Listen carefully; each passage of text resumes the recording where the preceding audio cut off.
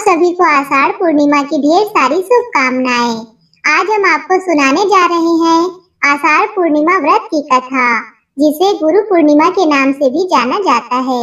ये कथा केवल धार्मिक ही नहीं बल्कि जीवन में विश्वास और कृपा का संदेश भी देती है। तो आइए कथा का आरंभ करते हैं। बहुत समय पहले की बात है। एक नगर में धनी सेठ नाम का एक बड़ा व्यापारी रहता था। धन, वैभव, नौकर चाकर सब कुछ था उसके पास। बस एक कमी थी, तो संतान नहीं थी उसके पास। सेठ और उसकी पत्नी ने हर मंदिर, हर तीर्थ पर मन्नतें मांगी, व्रत किए, पर मन की मुराद पूरी न हो पाई। एक दिन नगर में एक महात्मा आए।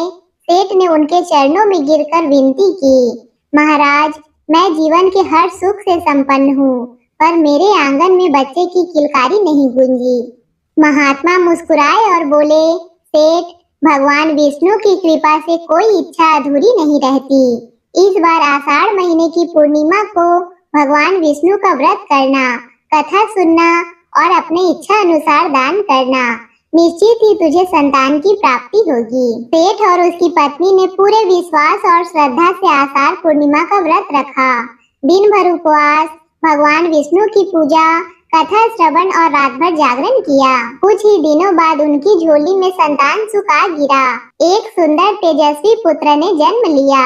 तभी से उन्होंने हर साल इस व्रत को मनाना आरंभ कर दिया। आइए अब जानते हैं इस पावन व्रत की विधि क्या है। इस दिन सुबह ब्रह्म मुहूर्त में उठकर प्रातः काल स्नान कर व्रत का संकल्प लें। घर में भगवान विष्णु की मूर्ति या चित्र के समक्ष दीपक जलाएं। पीले फूल, फल, तुलसी पत्र और पंचामृत से पूजन करें। ओम नमो भगवते वासुदेवाय मंत्र का जाप करें। कथा पढ़े और सुने, ब्राह्मण को भोजन कराएं और अपनी क्षमता के अनुसार उन्हें दान अवश्य दें। रात को भजन कीर्तन और जागरण करें। अगले दिन व्रत का पारण करें। आइए अब जानते हैं यह व्रत क्यों किया जाता है। यह व्रत गुरु कृपा प्राप्ति के लिए किया जाता है। इससे जीवन में संतान सुख, मन की शांति और धन वैभव की प्राप्ति होती है। इस दिन को गुरु पूर्णिमा के नाम से भी जाना जाता है, इसलिए अपने गुरुजनों को नमन अवश्य करें, उनका आशीर्वाद अवश्य ही प्राप्त करें, यदि संभव हो तो। यह व्रत चातुर्मास की शुरुआत का प्रतीक है, जिसमें संयम और साधना प्रमुख होती है। तो दोस्तों, यह थी आषाढ़ पूर्णिमा से जुड़ी कुछ महत्वपूर्ण बातें, जिसका ध्यान आपको अवश्य ही रखना चाहिए।